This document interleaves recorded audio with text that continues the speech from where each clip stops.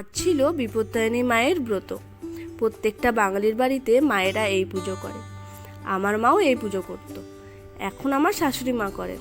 এই লাল সুতোয় কত মায়েদের বউয়েদের ভরসা থাকে, এই সুতো পরলে বা পরালে কোনো বিপদ তাদের পরিবারকে ছুঁতে পারবে না। বিপত্তারিণী পুজো এলেই মনে পড়ে আমরা সেই ছোট্টবেলায় বসে থাকতাম, মা কখন থালা নিয়ে আসবে আর দেখবো থালাতে কী কী আছে, 13 রকমের ফল, মিষ্টি, লুচি দিয়েছে কিনা। আবার পান সুপারিগুলো দেখে একটু অবাকই হতাম প্রত্যেকবার, যে আমার মা তো পান খায় না, তো এত পান দিয়ে করবে কি। মা সব পান আর সুপারি স্ত্রীদেরকে দিত।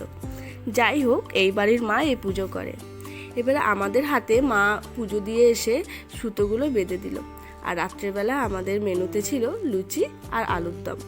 আমি ভেবেছি মা যতদিন পারবে এই পুজোটা করুক, তারপরে আমি এই পুজোটা করব। যাই হোক, যদি আমার এই ভিডিও ভালো লেগে থাকে তো আমার পাশে থেকো। Thank you.